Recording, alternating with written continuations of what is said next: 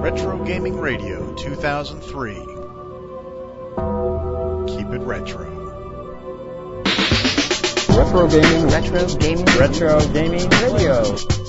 Retro Gaming Retro Gaming Radio. Radio. Retro Gaming Radio. This is Don Bluth. Hi, this is Conway Ho. David Crane, the developer of Pitfall. And you're listening to Retro Gaming Radio. Retro Gaming Radio 2003. Keep it retro. Hello, folks. Welcome to the December 2002 edition of Retro Gaming Radio. This is Shane R. Monroe, your host. Thanking you for tuning in to yet another edition of your favorite classic gaming radio show. We have a huge show today. In fact, so much stuff, we're just going to jump right in here.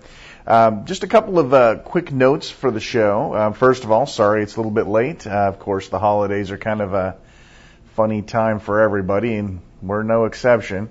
Appreciate your patience there.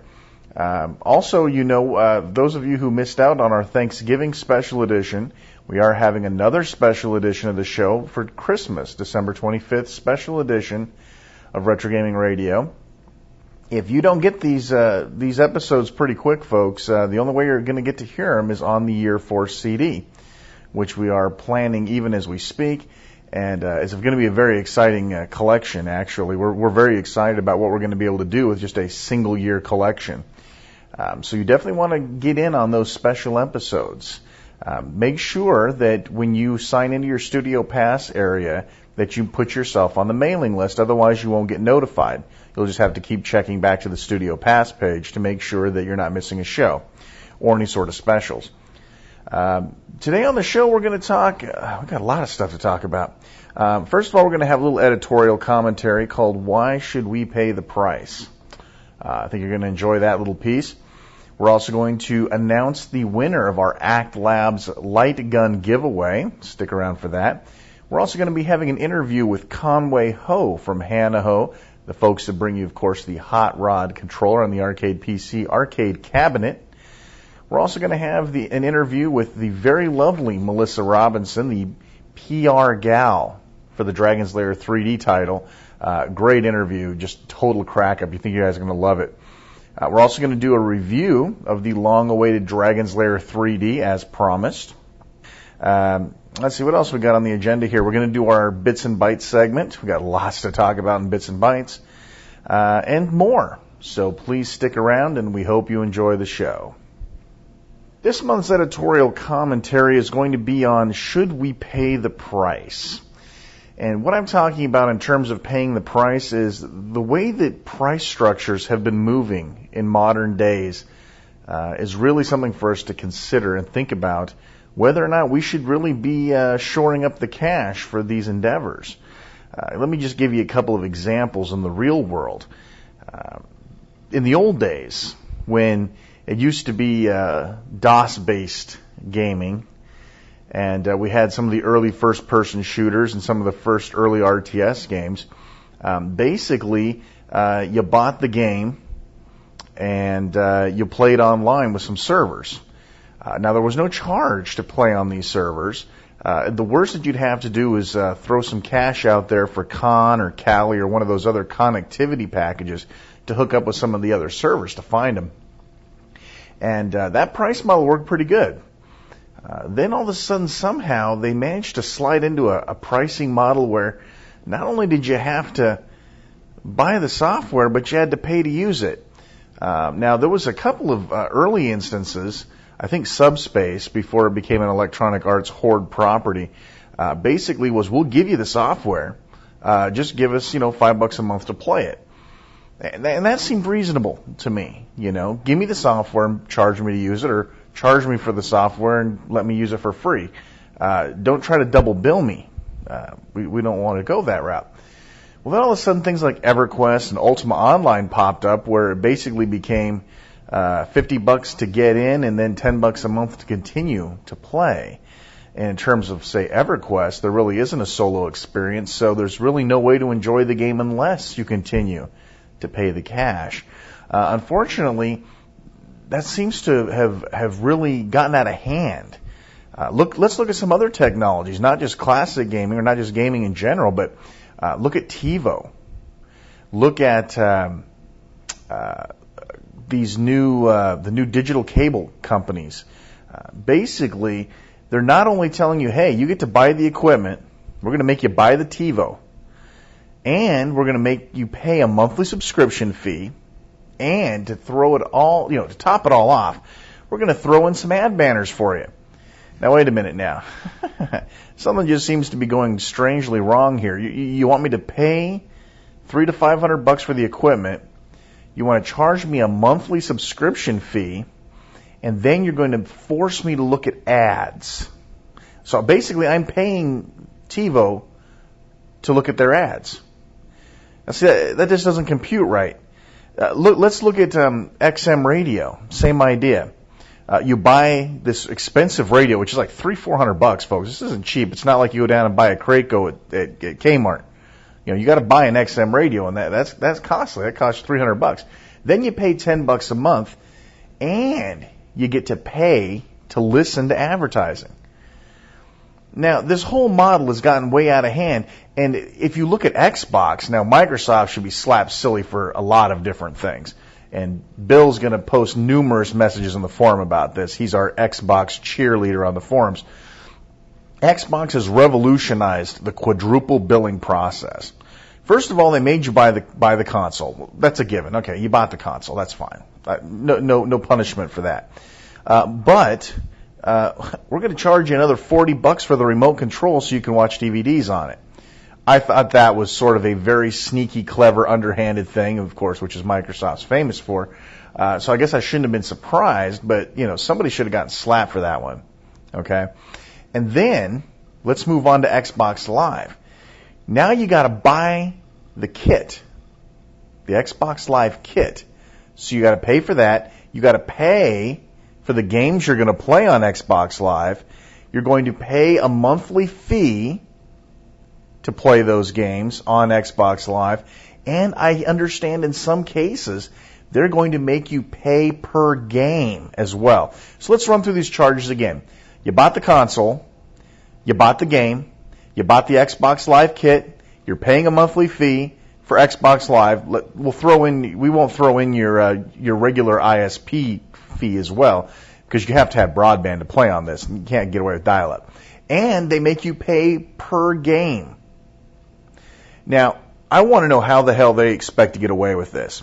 And basically, how they're going to get away with it is, you people are going to go out and buy it. You guys are going to support it. They're going to say, I can't believe they're buying into this. I can't believe they're willing to spend this much cash. I mean, let's think about this, folks. If you think about it. Let's say you got to pay for your internet service provider. Let's say you were used to paying $18.95 because you were on Juno or some crap like that. Now you're paying $44 a month for broadband. You're going to be paying anywhere from, I'm not sure what the cost is here, but anywhere from, say, $10 to $50 a month for Xbox Live, right? I'm sitting here thinking to myself, who the hell's got $100 a month to throw away to play a handful of video games online? I want to know how they expect children. I want to know how they expect kids to pay for this. I want to know how they expect parents to pay for the kids to play this stuff online. $100 a month. I'm sorry, folks. I'm not willing to do it. If this is where the future of online gaming's at, I have a really bad feeling about it. And don't get me wrong. I'm excited that there's an avenue opening up for online play. Okay? Because there are some games that are very well done with multiplayer online. There's not many of them, but they do have some. And to get it into the heart of the masses, it looks like it's going to take a console. But quadruple billing and we're talking about billing somebody 5 times for a game. I'm amazed. I'm stunned. I'm overwhelmed at thinking about that. And again, Microsoft ain't the only company on the block that's playing the double, triple billing game. The TiVo, like we mentioned before, now the TiVo pisses me off in ways that I can't even begin to talk about. But that's neither here nor there, because this is not the TiVo gaming radio show. This is the Retro Gaming Radio Show, which means we really shouldn't be talking about Xbox either. But I thought it was interesting to look back and think, How have we ever been screwed like this in the classic gaming industry? Ever? I'm trying to think. Well, no. And in reality, the situations are different, you know. But I did run across something interesting. There was a plan to actually broadcast Atari 2600 games over the radio that you could buy a subscription to, and basically on your Atari, basically download and play games from the radio. Interesting thought. I wonder how that price model would have worked. What I'm saying, folks, I guess, is there's ways that you can do this and still make money, but not screw the hell out of the consumer, which is how this double, triple, and quadruple billing stuff is going. If you're going to make me pay for a subscription, don't be shooting ads in front of me. I mean, Juno even figured that out. NetZero figured that out. You know, we'll give it to you for free, but you're going to look at ads. You pay us, we'll take the ads out. Same thing with Opera, you know, the Opera web browser. You want to use it for free, you put up with the ads. You don't want to use it for free, you pay for it, you get rid of the ads. But TiVo says, you know what? You're going to pay and you're going to look at the ads. And guess what? We're going to conveniently download content for you. I guess over in, I was reading an article from the UK that said that the UK TiVo folks were not only downloading content for you, but they were locking it out so you couldn't delete it. Basically, if they wanted to plug or promote some new show, they would force the show to download onto your TiVo and lock it out so you couldn't remove it. You couldn't free the hard disk space up. You couldn't delete it. It was basically there, right? And TiVo ain't the only ones guilty of stuff like this. Quest Choice TV and Online, the service that I used to use for internet provider and cable TV, their cable television, the digital cable menus, the menuing system, started getting ads embedded into it. You know when you push the button on your digital cable to bring up the show's information and it, you know, it tells you how long it runs, who's in it, and just a quick synopsis? They were putting ads on that screen. I couldn't believe it. I called them up and said, you know what? You can take this crap and shove it up your butt because I am not going to pay you to look at your ads. Not going to happen. It's crazy. So do me a favor, folks. Think about it. Think about whether or not it's right for you to be paying 5 times to play a single game. Don't let this stuff get mainstream, folks, because if Microsoft gets away with it, everybody else is going to try it. If TiVo continues to get away with it, other companies are going to try it. Let's just nip this crap in the butt and move along. It's going to wrap up our editorial commentary for this month. Now, folks, let's give away that Act Labs light gun, compliments of Act Labs and Retro Gaming Radio.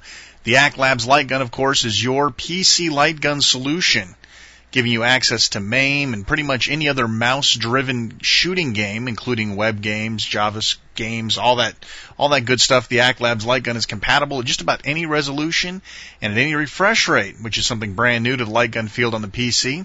The winner of the Act Labs light gun is Workin' Man. Workin' Man, we sent you an email asking for your snail mail address, and we're going to ship that Act Labs light gun right over to you just in time for the Christmas holidays. No Hayat Karate for you. No opening socks. You're going to be blasting the bad guys Operation Wolf style. Once again, big thanks to Act Labs for donating the prize, the Act Labs light gun. Compliments of Act Labs and Retro Gaming Radio. Now it's time for the Melissa Robinson interview. I know many of you have been just biting your fingernails waiting for this interview. Frankly, I think it's one of the best, even though it's probably one of the least important interviews that we had at Classic Gaming Expo last year. It was still filled with good stuff. You just got to listen, folks. That's all I can say. You just got to listen. Melissa Robinson is the PR, public relations gal for the Don Bluth group for Dragon's Lair 3D. She's a hell of a gal. I think you're going to love the interview. And without further ado, here's Melissa Robinson. Hi, welcome, and thank you. You've done this before, haven't you? Call 1-800-555-5555. So, Yeah, we tried to kind of corner Rick on it last year. Shane, I'll talk. we're ready. Sorry. Yes, catch the plane. Anyway, we'll talk tomorrow. All right, thanks again. What could you possibly want to ask me? Oh, we got to know. Why wouldn't you let us talk to Don Bluth today? That's our first interview question. Did I? We've been waiting for a year to talk to this guy. I'm sorry, did I cut it too short? Just a tad. No, just not. This is Shane Armandro with Retro Gaming Radio. I'm here with Melissa. I don't know your last name. And Brian is here basically ruining all relations that he has set up over the year to try to get an interview with Don Bluth in this interview. You know what, though? Don said we can come by next week and interview. Well, not for See, and I knew her. that. She's gonna be like, I knew that. I know. she'd be like, the black guy and the big white guy? No. No, she's a PR person. She would never say black. Okay, the She Negro. said the short. The Negro. say Say the Negro. word Negro. Negro. It's so funny because you say it like you live in Phoenix. Negro.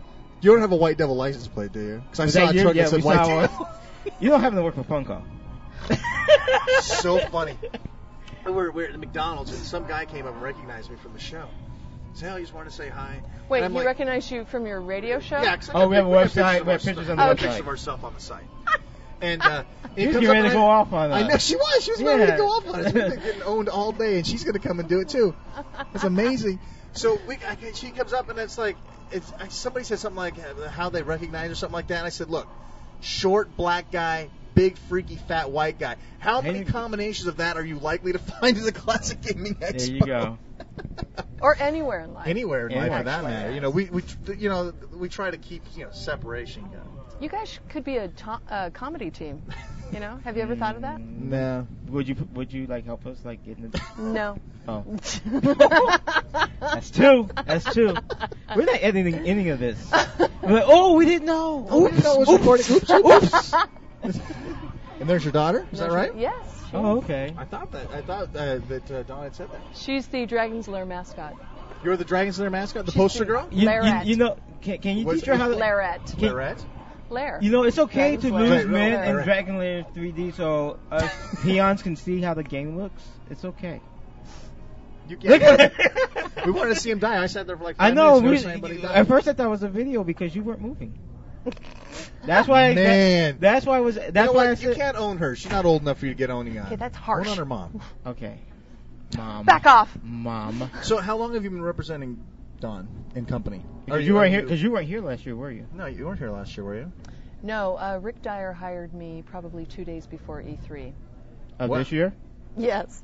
Yeah. Because if we have to run into another Shane and Brian, I know. We want. we need We need protection. interference. We need somebody to run interference. Well, that was probably part what of the interview process, actually. Really? I He thought said, we were probably "Did- named did by I- name. Yeah, did I know you? Had I ever dealt with you? And if you did, what would you do? Exactly. It's like a Lethal Weapon scenario, isn't it? Yeah. You can be Danny Glover. Would Shane ever end up on my list of who I should be interviewing with? Yeah, I killed- said no. killed by absolutely stalkers, not. like a- Absolutely not. Oh man, that is so So- funny. So are you on the team permanently now, or are you just here for the shows, or what's the deal? I am on the team as a consultant. Yes. Cool. So I. And help where are them you out. out of? Los Angeles. You're out of Los Angeles. Mhm. Why can I guess that? I don't know. I I was born going to say, and why raised didn't in even LA. ask that? You were I lived where? all over San Fernando. I actually was born and raised based in Culver City. Mm-hmm. But I lived all over the place before I moved. Before I moved to Reno, I live in Reno now. Oh, okay. I lived in. He was in the ghetto block. They actually have a ghetto in Reno. We just but actually I lived in Sparks. But if I say Sparks, with Sparks. Yeah, I have to say Reno because Yeah, nobody knows where Sparks is. Even Sparks is a basketball team. Okay, go. Wow. Woo! Stunned the room into silence. Score two. Score Melissa 2. Brian 1. Did you have any? I mean, did you know anything about Dragon Slayer before you came on board, or were? I knew a bit about Dragon's Lair because a friend of mine, Rob Wheat, was the one who was doing their PR for several years. Oh, okay. So did you guys work for the same agency or something?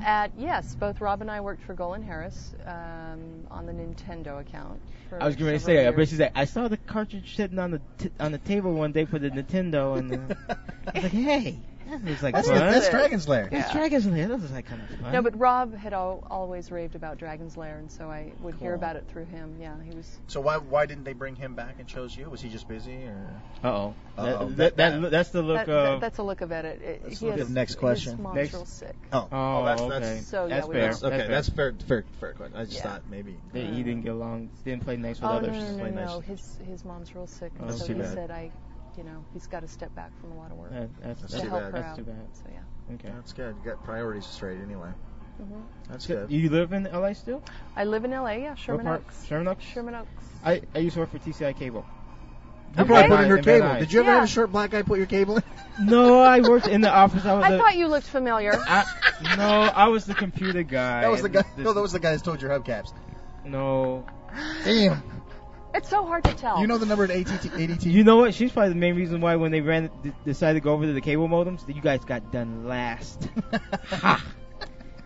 People like You just lost her. She doesn't know. Do you know about broadband? Hello. Yes. Okay. You know what? In the last bit- No. industry has changed You, so much. yeah, you know what? You should have known by going to E3 that half the people are there probably don't even know where they're at. I know. Right. Yeah. What is it with that? Yeah. Yeah, I mean, No, I had cable for a while, and then I moved, and so now all I have is DSL through Pac-Bell. Ooh. Yeah. yeah, Bonus. It's like 128K up Oh. and 128K down. everything just slowed down. She's like, yeah. Might as well have dial-up. She's like, it's like dial-up. It's like 24-hour dial-up, I dial-up. It's swear like to dial-up God. without the busy signals. Yeah. And without the you got mail. Yeah. That's wrong. So- That's wrong. So tell me, did people hit on you at E3? Because you know what? You can't be blonde and attractive at E3 without being a booth babe. Well, I'm flattered. I bet you a bunch of them did come there. I bet Are you a they booth did, babe? did Can they? I have a flyer? They asked Can- if you were handing out something, didn't they? Did they say Well, you- a few guys did ask me to Ah. sign their chest. So So did they have like black or red? luckily, I pants? had my Sharpie. Nice. Okay, if any of our listeners is too. You know I wasn't going to take a picture. Now I'm taking a picture.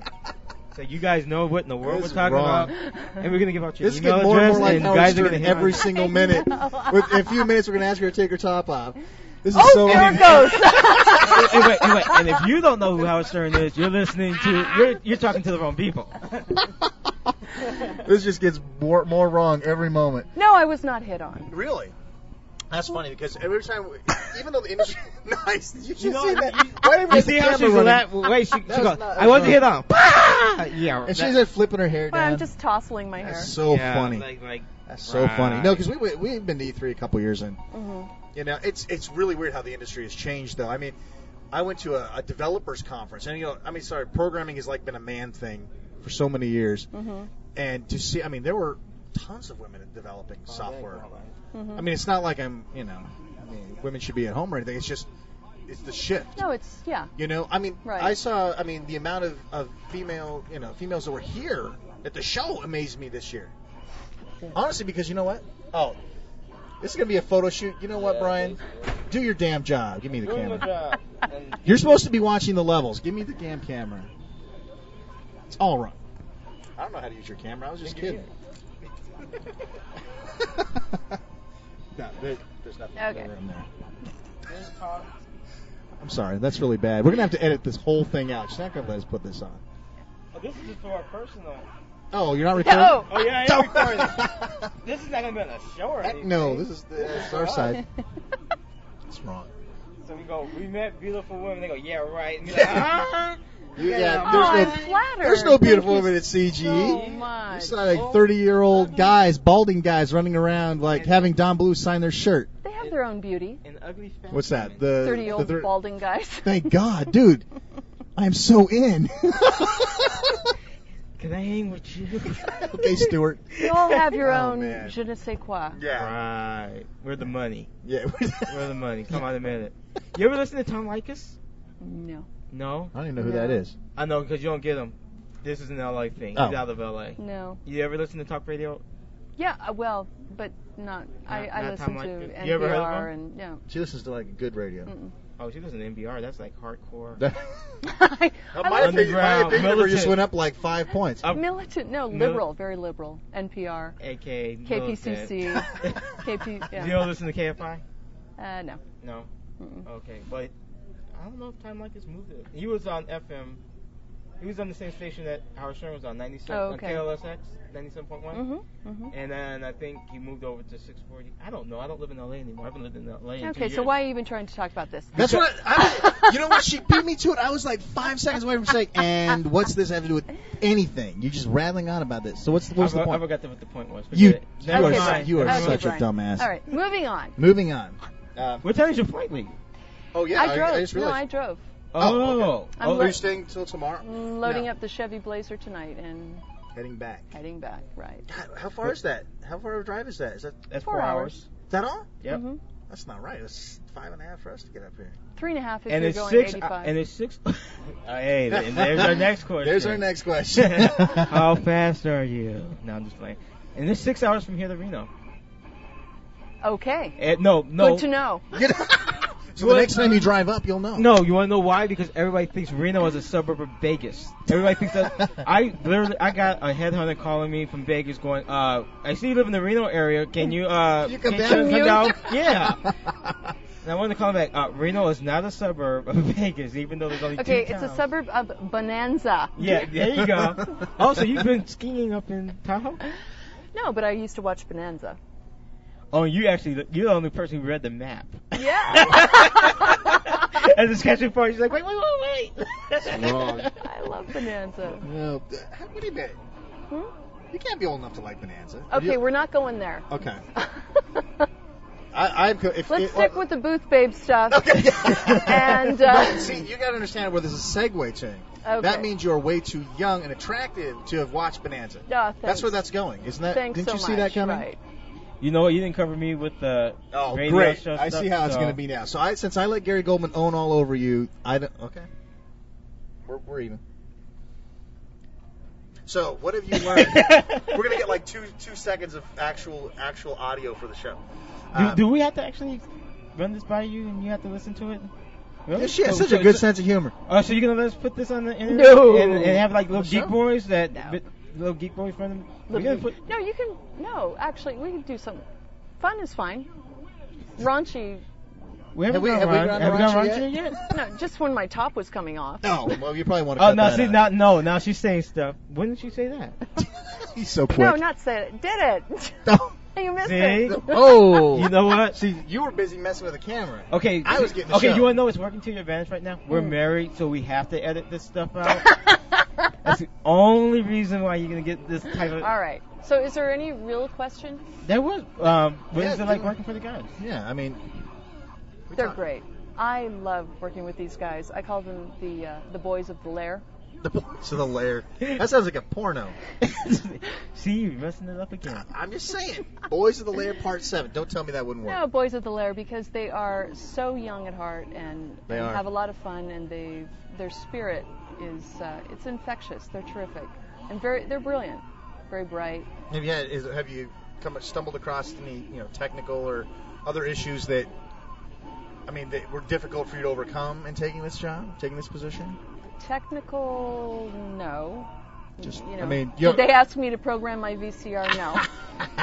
They were like, was part of the interview process was they threw some code at you and said, decipher what this means.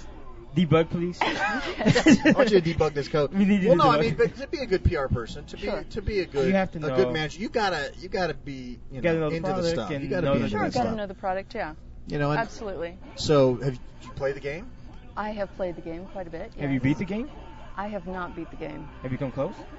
I wouldn't even say close. She's In like, other words, she made it past the first Yeah. screen. my score is 10. Yeah. 10 of 10,000. 10, yeah. But I love the game. I enjoy it, and I make a lot of scream. Like, oh God, ah! So I die a lot. Do you play video games normally? I mean, is this completely outside your normal scope? I will be honest. I don't play video games as a pastime.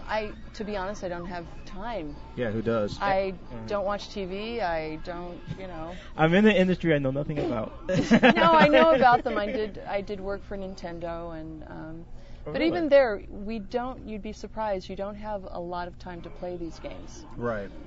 So many things are coming at you that you have enough time to play them a little bit, read about it, know what we're trying to accomplish with this game, and then just go out and. So no one's blindsided you yet with questions or freaky stuff that you've been totally No. unprepared for? No, and the truth of the matter is, when you're doing public relations, really, you should be as invisible as possible.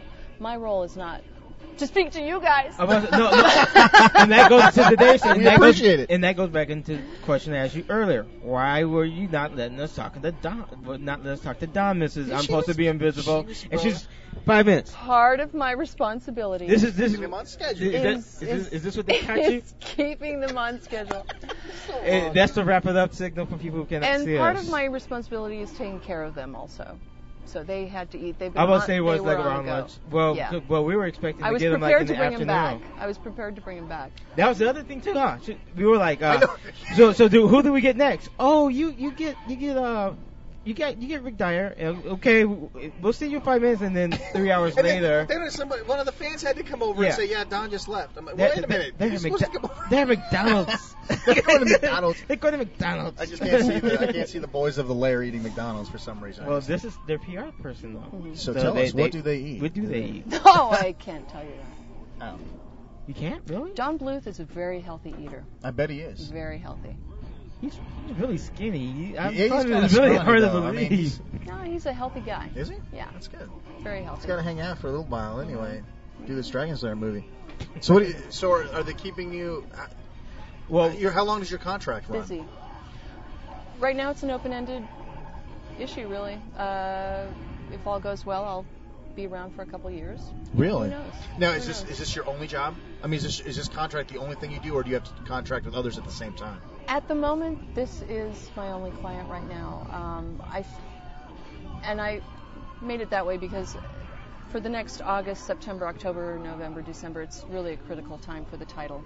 We're Yes. launching in the fall before Christmas, and a lot of things are going on. And we're trying to put a lot of promotions together and get it out to the are you media. going to all the game shows and stuff? Game shows. I'm sorry, game shows. The game I conferences. understand. Like, yes. We go Yeah, to I'd quite say a the few right of those. Yeah, game shows. I'm Wake Martindale. I'm thinking Hollywood Squares. No, I know, we probably that- won't that- go that's there. what Melissa for the block. I thought with that question, that place all the crazy white folks go. Lake Havasu. Lake Havasu. Crazy. That was an inside joke. So they're keeping me real busy. That's good. Yeah. And so basically, do you just handle the shows, or do you No. interface with everybody? I mean, if Kmart calls and says, "How do we get Dragon's Lair 3D on the shelf?" Are they calling you?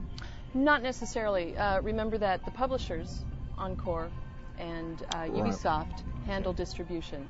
So primarily they're the sales and marketing.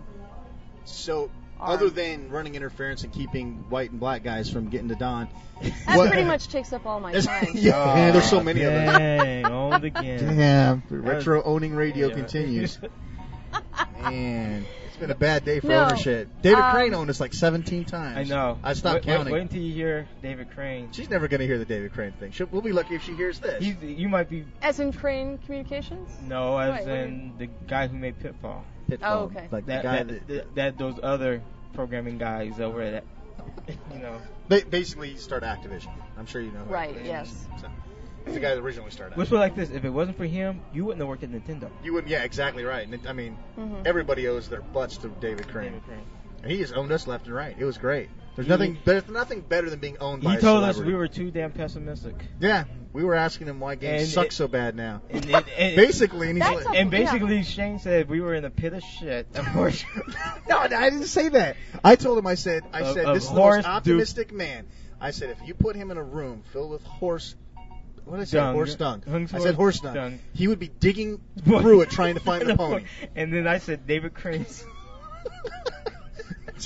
I wish I could remember So the name. glad I sat down with you all. Aren't you privileged? And we're the last bastion of honest radio left. What are you Well, my talking question about? is, do you get a lot of people, seriously, do you get a lot of people like us calling when you do interviews with these guys?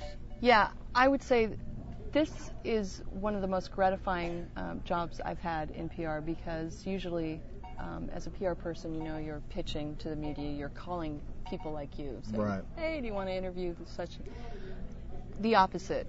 Everybody and their grandmother's calling you. Everybody and their grandmother wants to interview Don Bluth, Rick Dyer, John Pomeroy, and Gary Goldman. They're legends. I was about to say, do you understand the worship factor?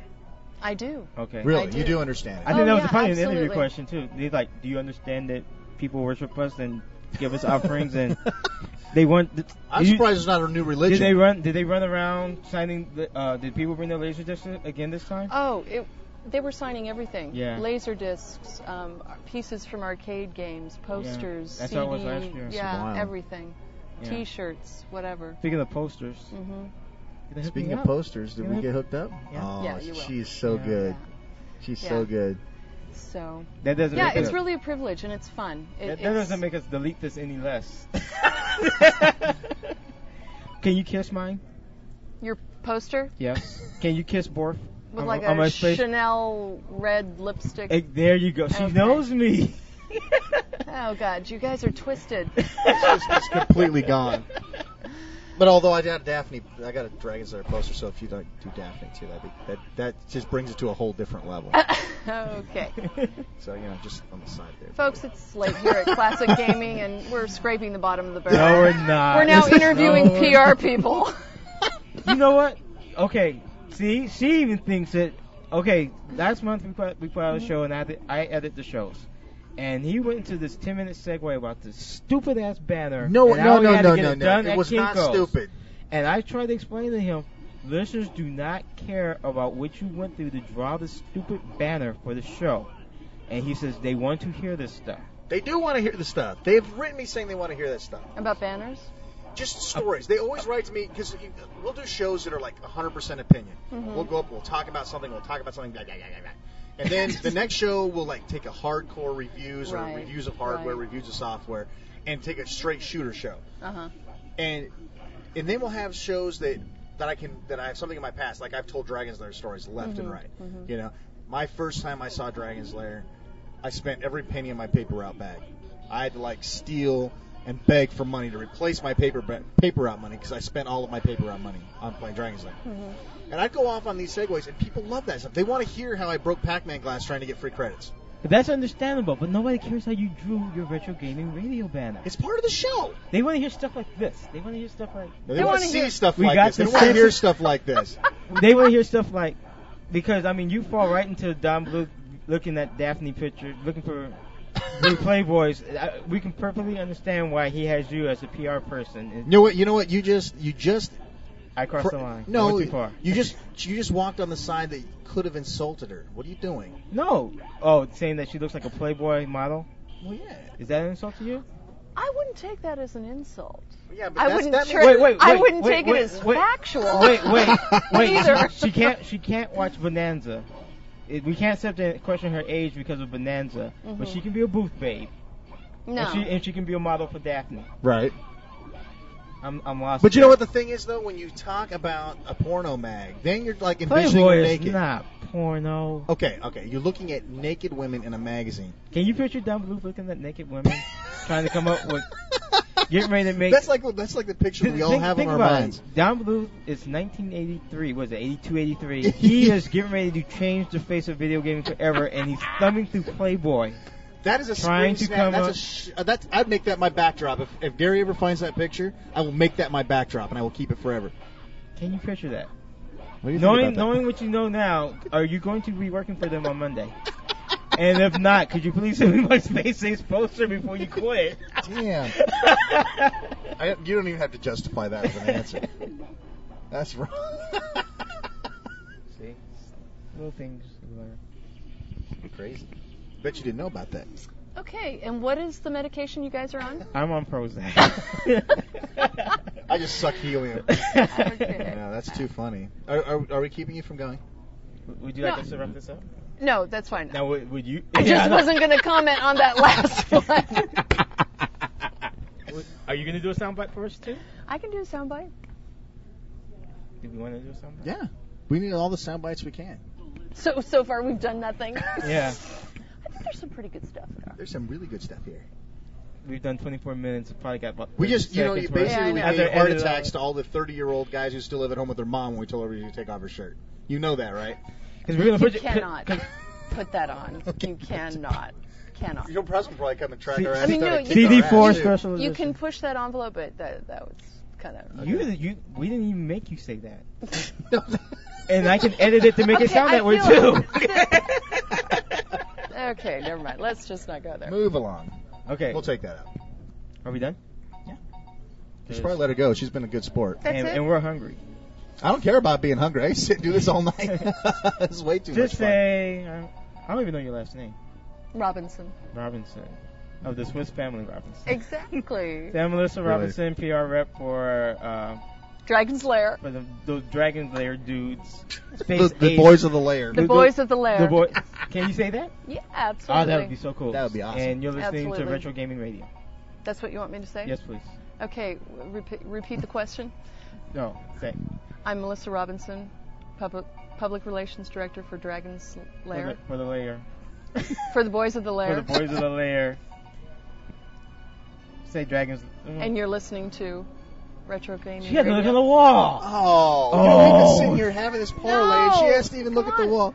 I can't. I'm struggling for who I work for. Okay. What am I saying again? I'm Melissa Tell me. Robinson, Public Relations for the Boys of the Lair. You're listening to Retro Gaming Radio. Okay. See, I had to say it. Okay. Get your real Because every time I just feel like cracking up. I'm sorry. Probably on the floor. Let her just do the dying. damn thing so she can go home. Okay. All right. Go. Do I say this is or I am? I am.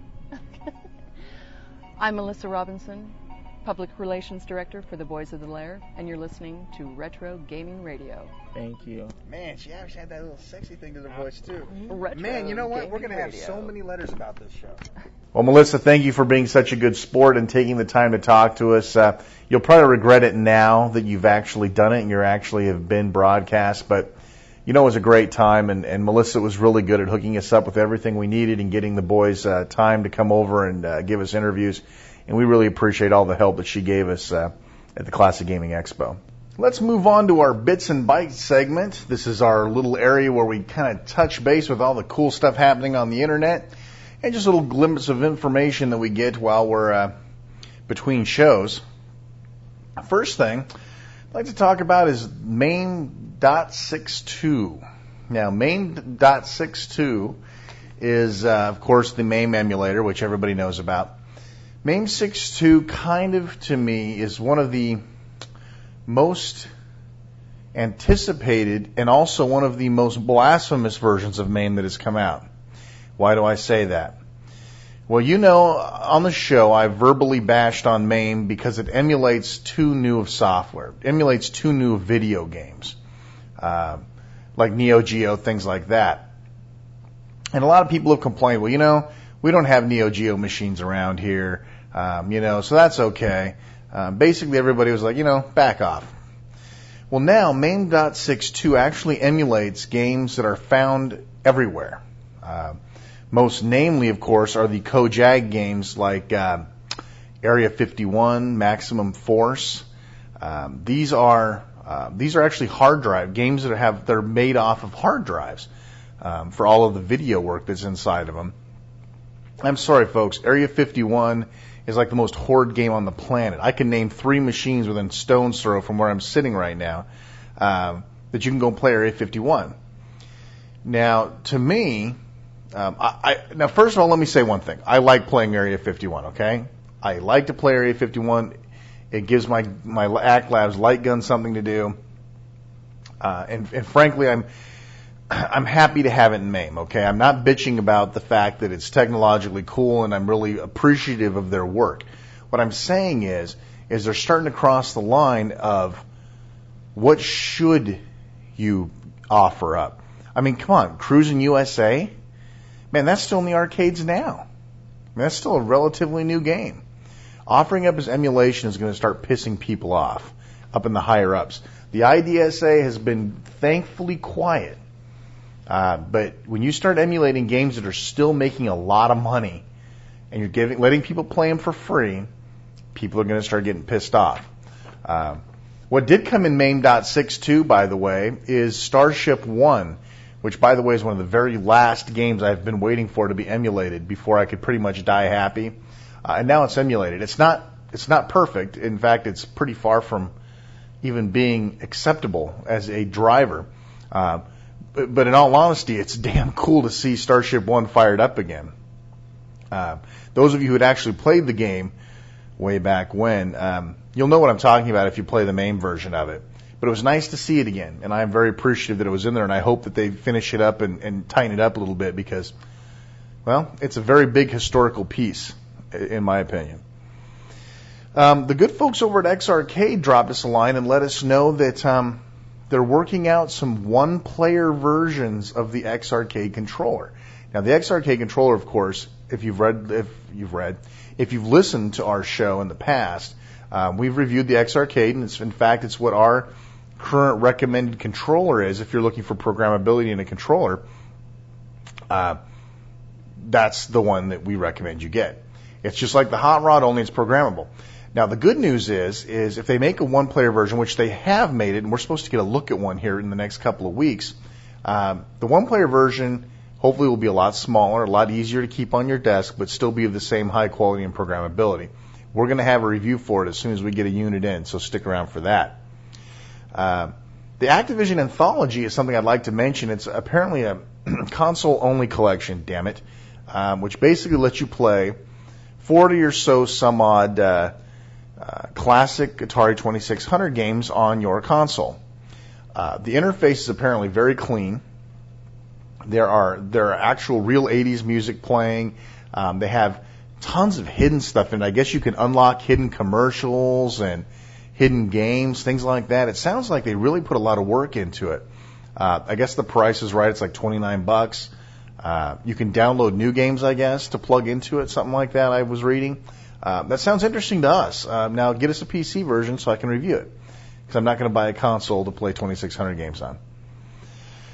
One of the sites that we rarely talk about on the show, which we need to talk more about some of these sites, is the Killer List of Video Games, or KLOV, as it were. And we'll provide a link for you, of course, to that.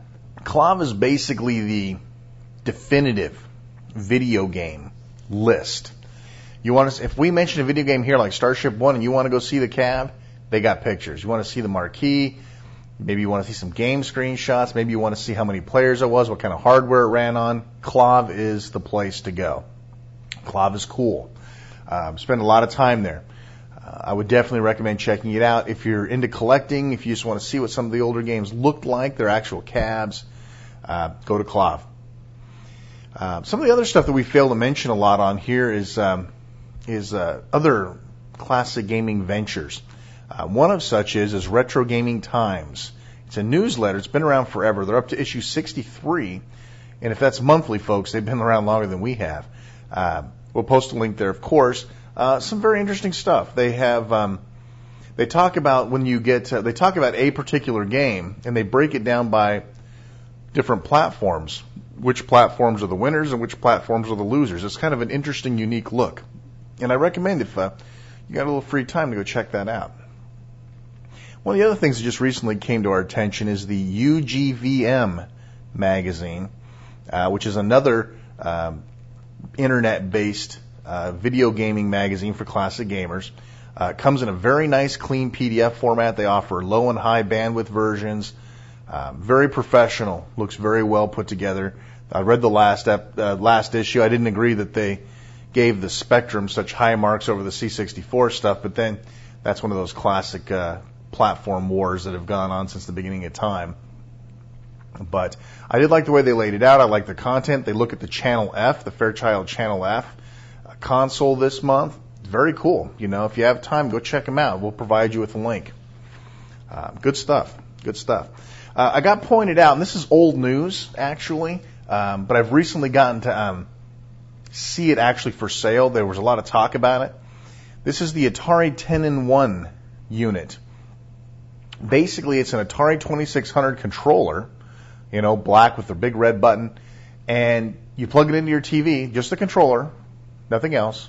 You plug the controller into your TV, and you get 10 classic 2600 games.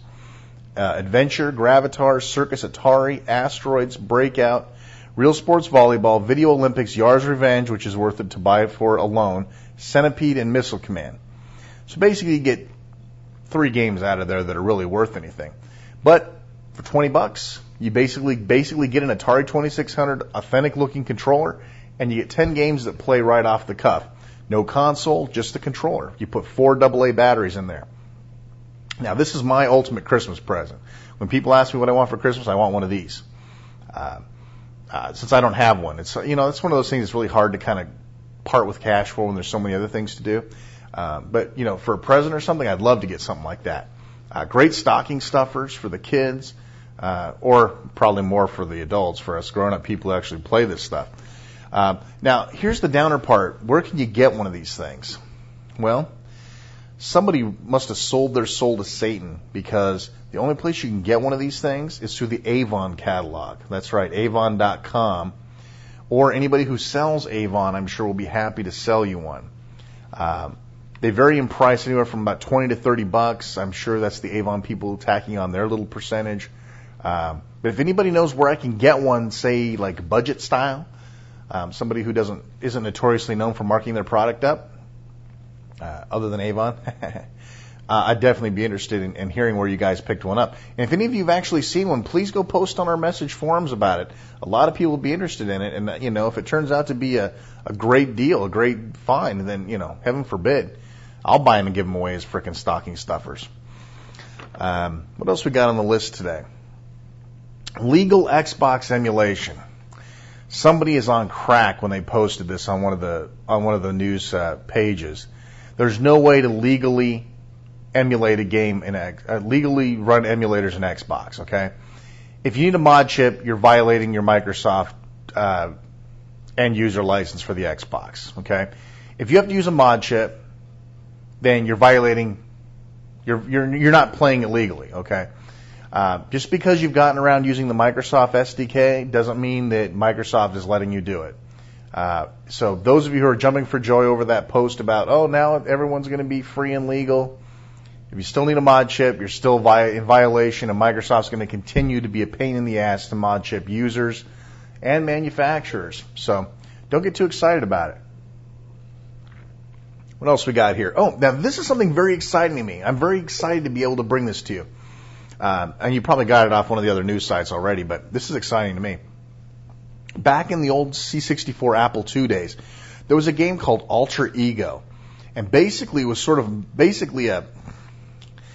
I've never seen any other game quite like it. But basically, it's an interactive question and answer game, basically.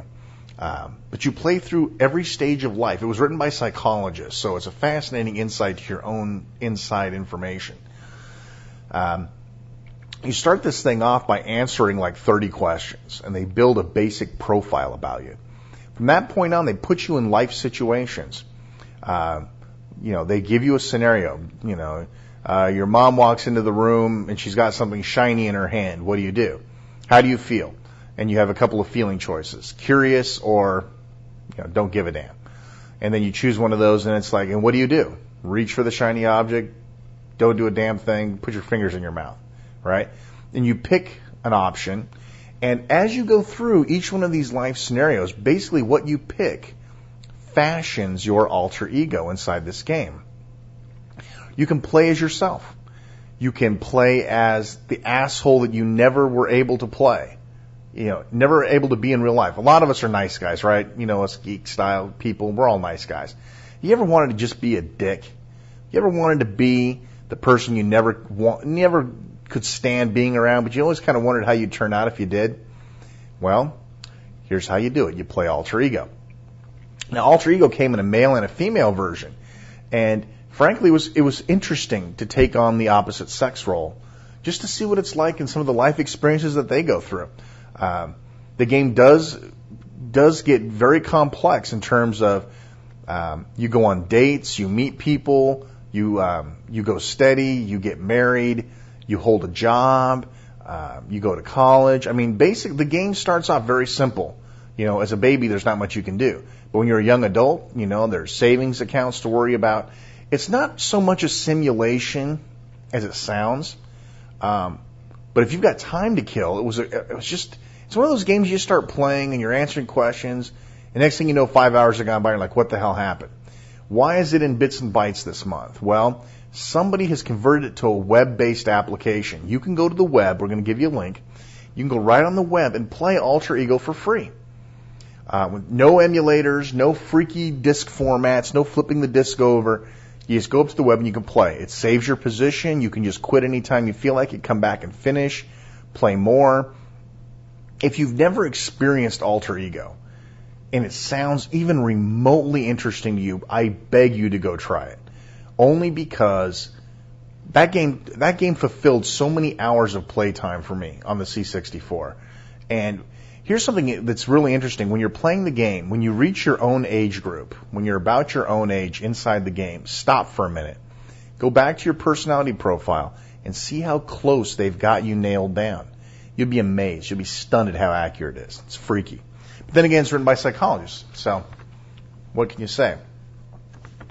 I just got word from Digital Leisure. I know you guys are sick of hearing from them, too. They're going to release a PC version, not DVD video, a PC CD-ROM edition of Mad Dog McCree. That's the old Wild West shooting game that used to be in the arcades. We've reviewed the DVD version before. Why should you give a rat's ass? Well, here's why. The PC version will be fully compatible with the Act Labs light gun. Yes, now you can actually play Mad Dog McCree exactly like you played it in the arcade. Exactly like you played it in the arcade. That's a great thing. Big thing there. That's about going to wrap it up for the Bits and Bytes section. It actually was a little bit more than I had planned to do this month, but hey, you guys are worth it. Conway Ho, of course, is one of the founders of Hanaho Games. Basically, Hanaho has been making the arcade controller, the HotRod, for quite a while, pretty much since the beginning of arcade controller time. And they also make full-size arcade cabs. You may have even seen some of their cabs in like the Sharper Image catalog, I believe, that they're selling through there.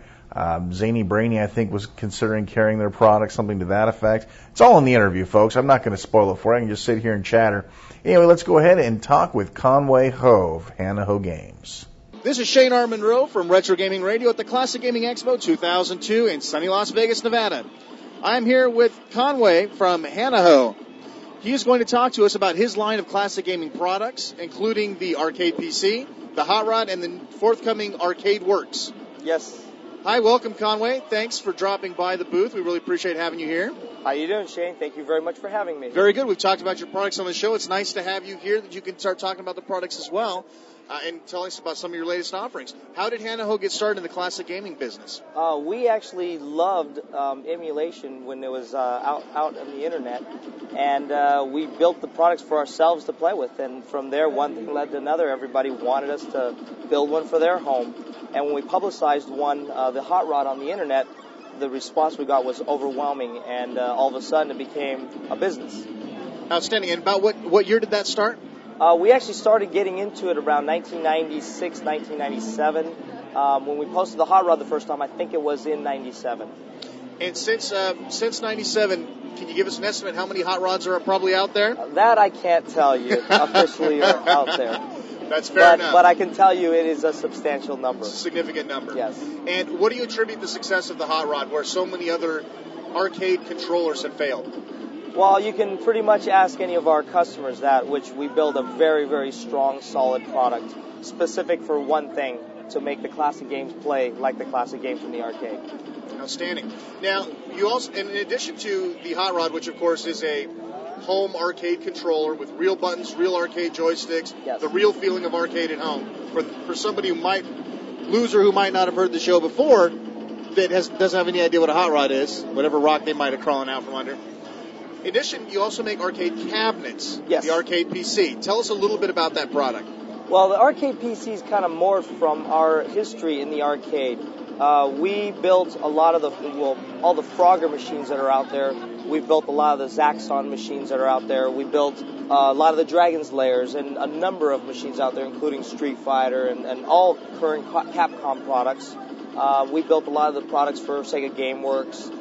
And you can walk into any arcade in America and you will find our machines in there. So you've actually been around for quite a while. The company's been around. Semco, which is our parent company, was formed in 1954, and we started making fishing tackle boxes back then. And we moved up to making counters and things for companies like Kmart, Kraco, and things like that. We didn't move into the arcade business until after the video game came in. Right. And we started off back then with Frogger. And with some of the games, actually prior to that, we had a lot of bombs, and I don't remember which ones there were, but for every good game there was out there, there was probably 10 bad ones. Absolutely. So the arcade PC is an actual arcade cabinet. Now, this is radio, so they can't really see it. We've got one sitting right next to us here at the booth. It is a full-size arcade cabinet, real arcade controls, and what do they get on the control panel? What they get with the Arcade PC Deluxe is a 4-way, 2 8-way joysticks, approximately 22 buttons, a 4-way controller, and a trackball. Outstanding. And it's built with it's exact same machine we currently build Marvel vs. Capcom 2 for Capcom, and also Capcom vs. SNK 2. You will find these machines in every Sega GameWorks. You will find these machines in, like I said, just about every arcade in America. What we did was we customized this machine for the home market by creating it with a keyboard slide, ease of use, adjustable monitors from the front of the cabinet instead of from the rear, powered subwoofer sound systems.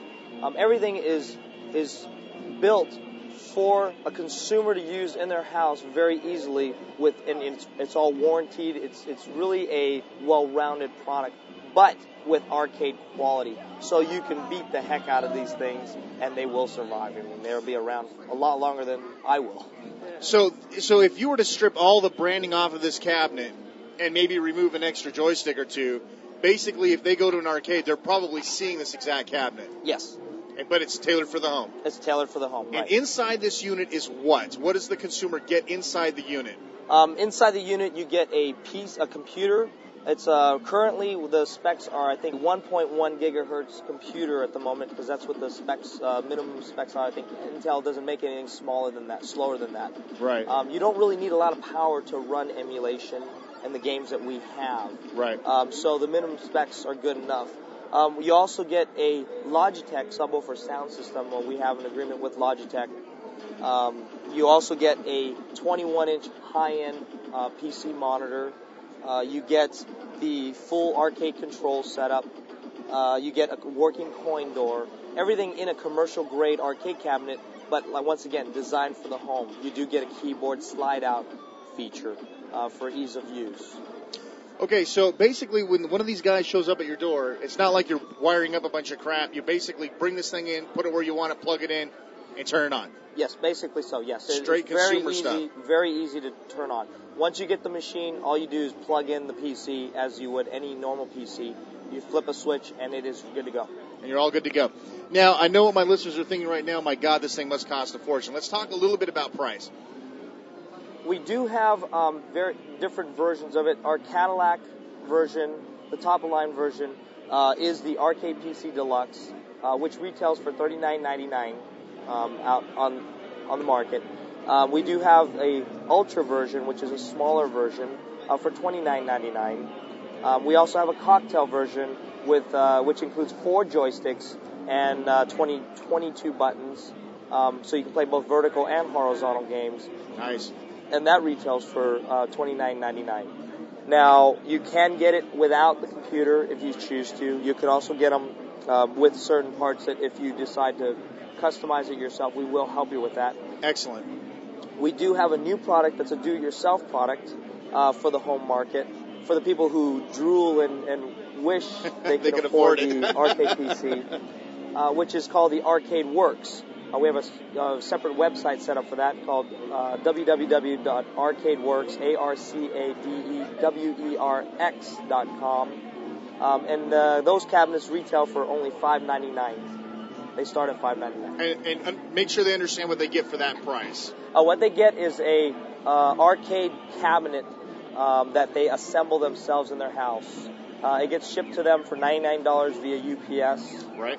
And then what you do is you can purchase any off-the-shelf controller, whether it be one of ours or anyone else's.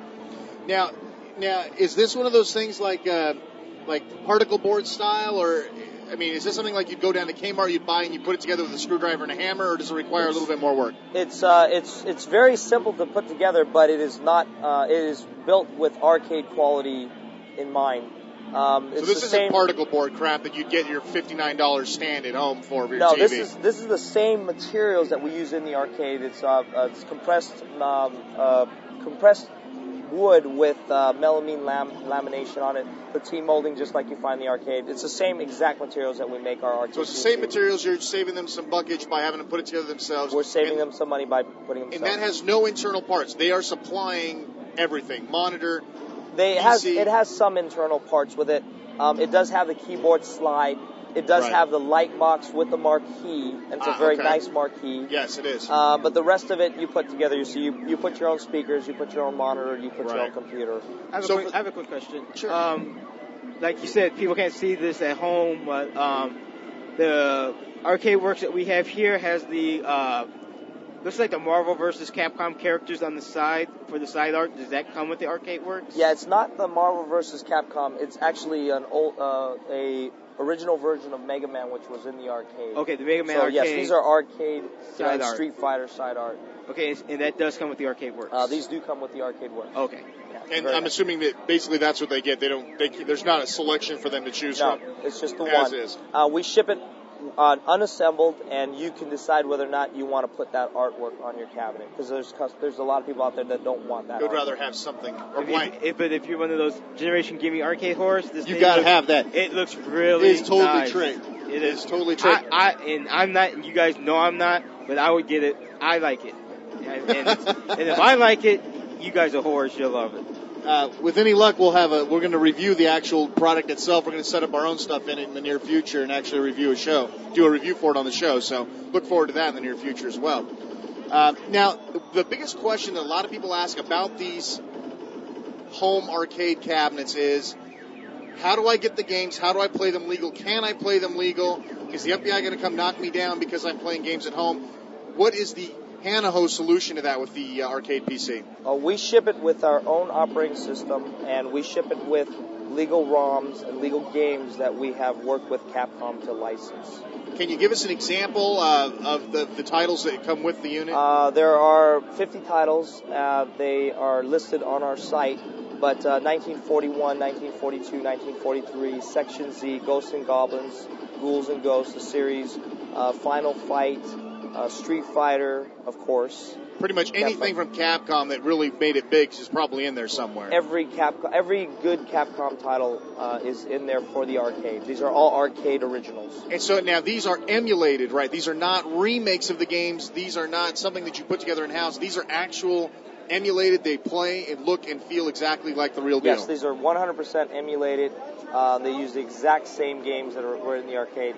So they're going to get the complete, authentic experience with the cabinet. Absolutely. Not only from the hardware, but right down to the software level. Absolutely. Now, let's say the folks get one of these big $4,000 boxes in the house. They have problems with it. Who are they going to call? We support it 100%. They call us, and everything gets taken care of. If anything ever breaks, we just ship you out a brand new. Excellent, excellent. You know, And there's a limited time on the warranty, of course. And how long is the warranty? The warranty is 90 days, but you can buy an extended warranty for 3 years, which covers everything for 3 years. So basically, what kind of shipping are you looking at to get one of these big old arcade boxes? You're looking at approximately $400 anywhere in the nation, and that's to the curbside of your house. Now, is this something that people have to wait to get? If they place an order today, when would they have it shipped? It's about 2 to 4 weeks. 2 to 4 weeks. Yeah, lead times. Outstanding. And is there anything else in the pipeline you want to talk about that may be coming up that you'd like to promo? Shall we get your official website address?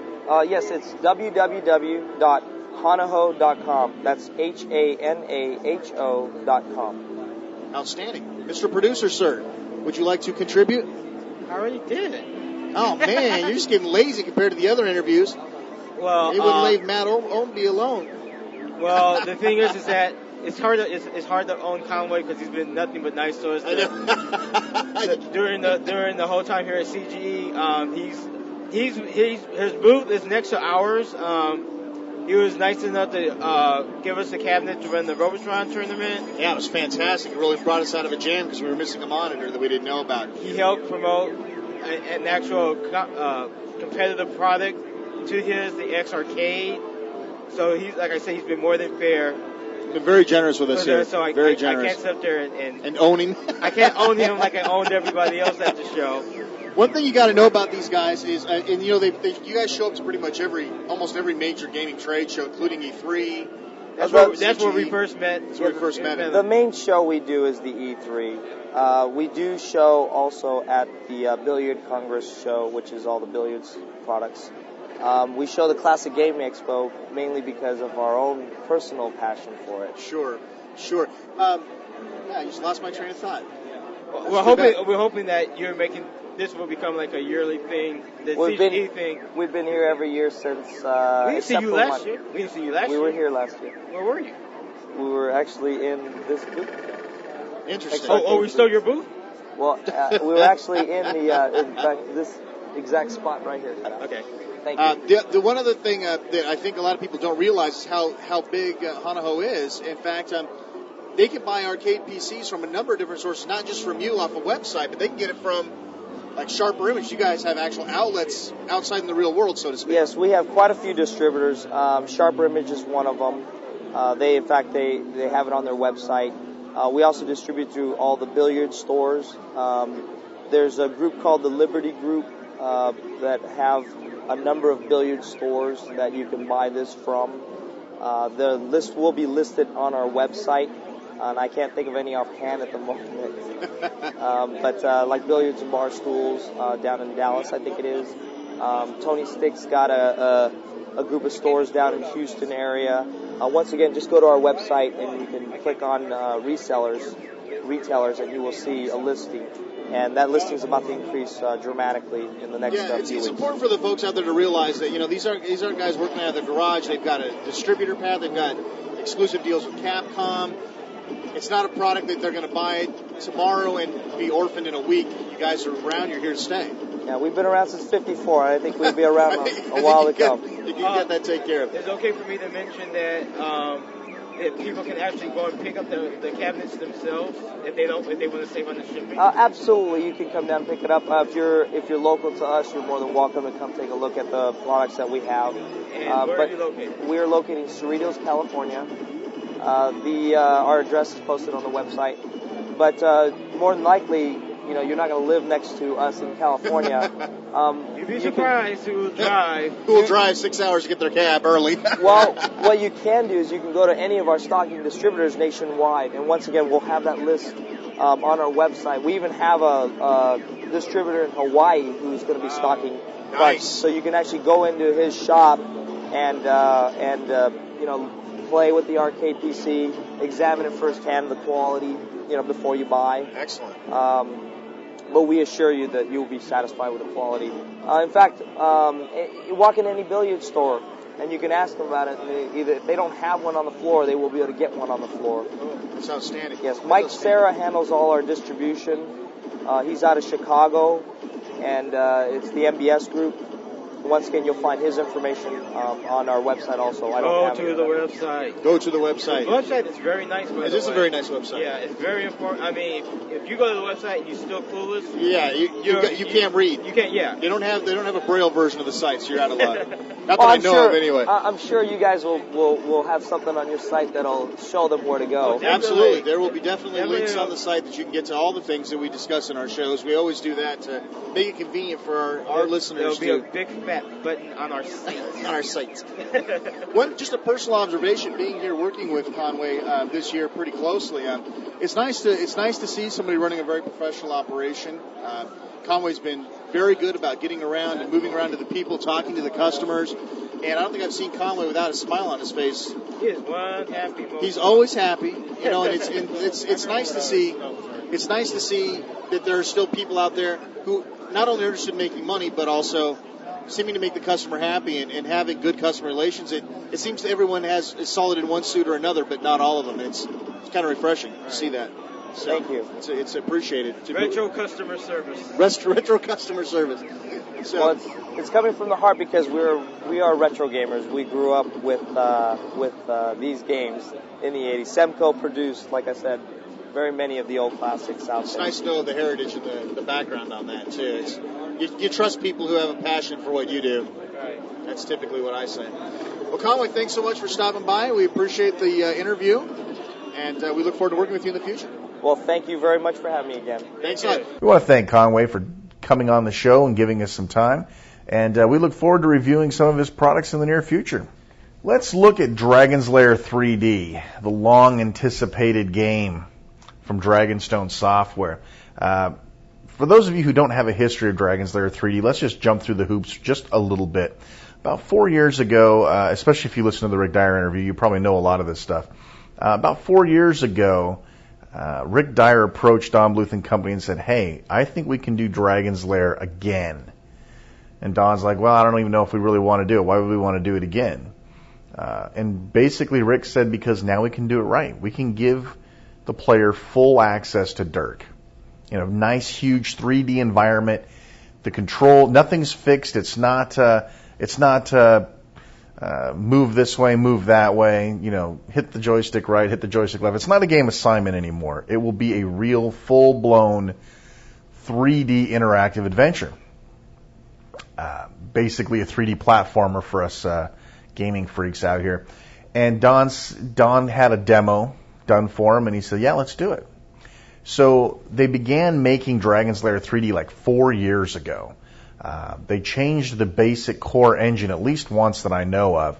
And basically, their opinion was, we're going to do this and we're going to do it right. And when it's done, it's done. And until it's done, it ain't done.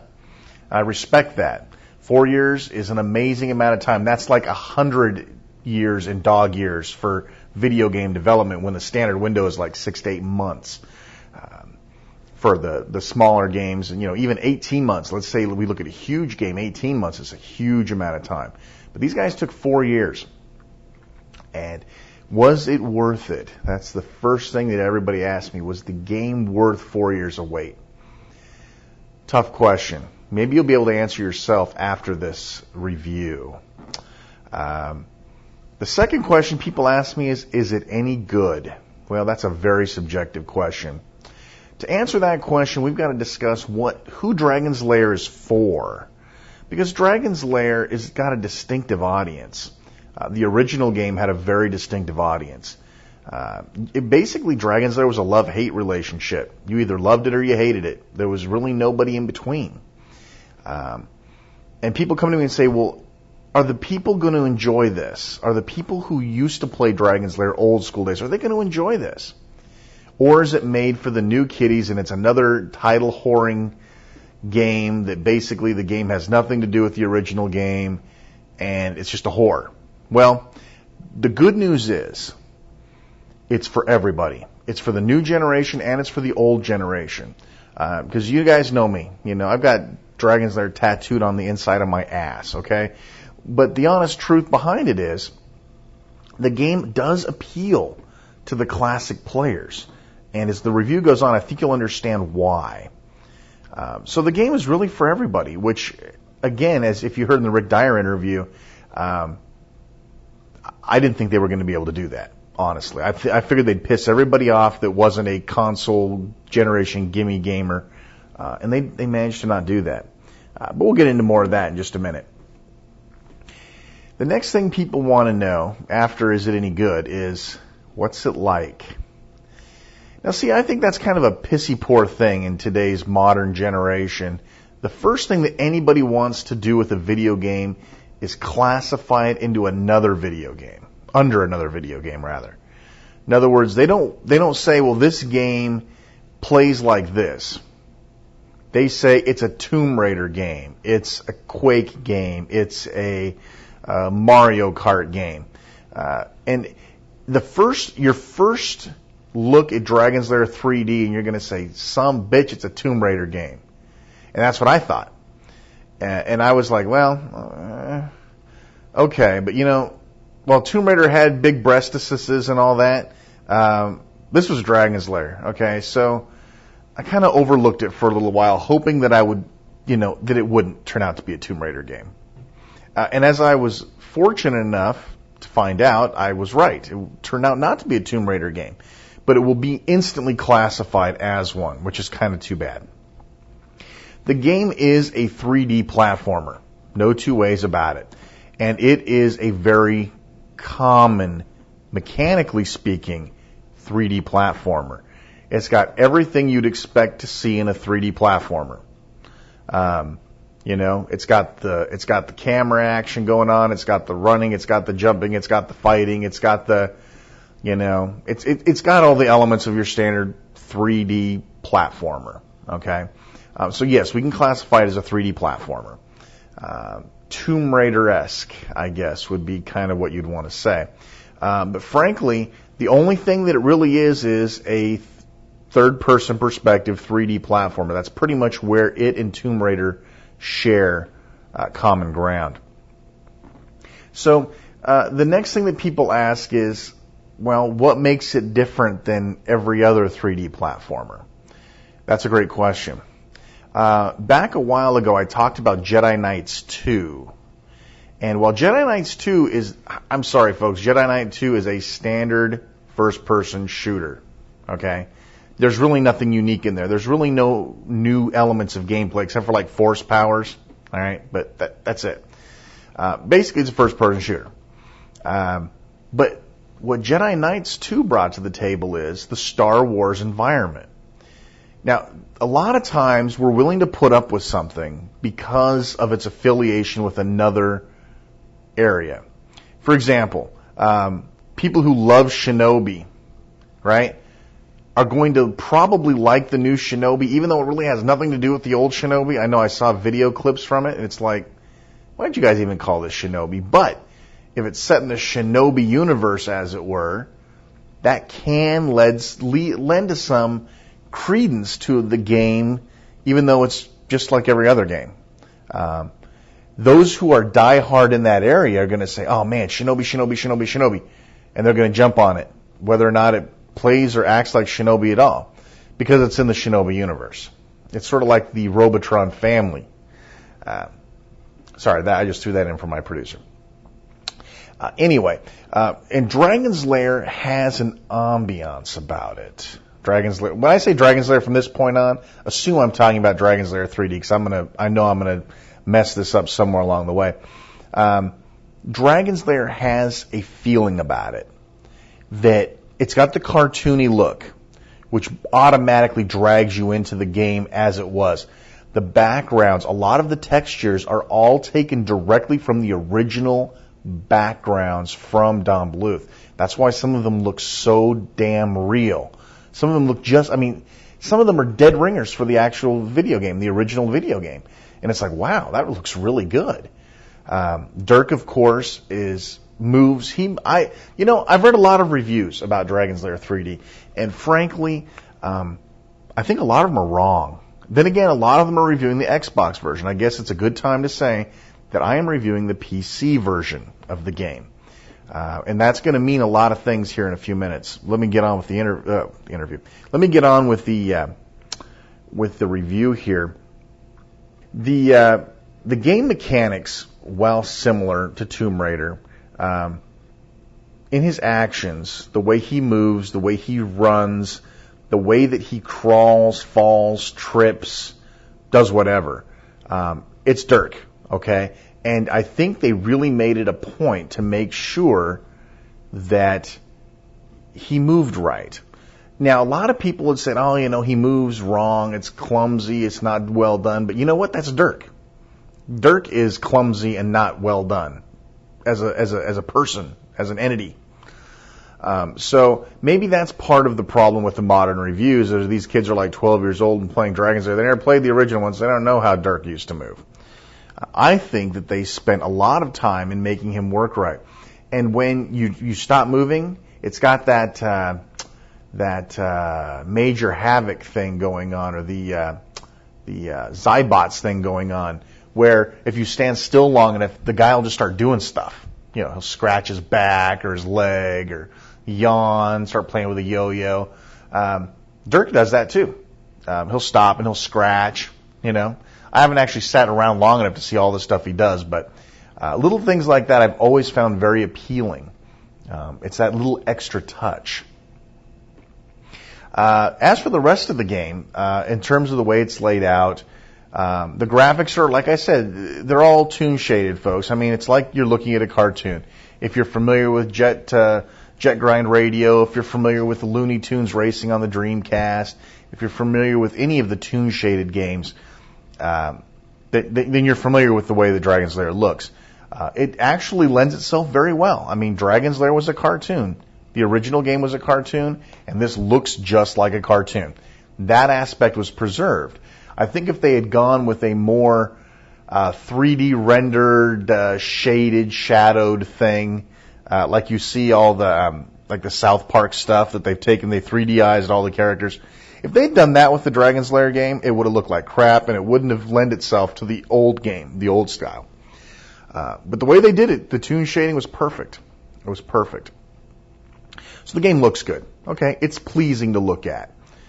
Is it extraordinary? It's a cartoon. I mean, it's a cartoon. You can't go any further than that, right? There's no volumetric fog, all right? There's no multicolored volumetric fog. There's no 3D style effects in that aspect. I mean, there's fire, and there are some elements like that, but it's a cartoon, okay? That's how you got to look at it. Don't look any deeper than that. The other thing about it that makes it interesting is the audio. It's been a while since we've had a game that really had noticeable contextual music. In other words, the music changed dramatically as the scene changed or as you hit a certain trigger. I'm not talking about like button masher RPGs. I mean, those all have context-sensitive music. But to see a video game, an action game, like a 3D platformer that has that kind of ambience to it, is interesting. It's been a while since I've seen anything like that.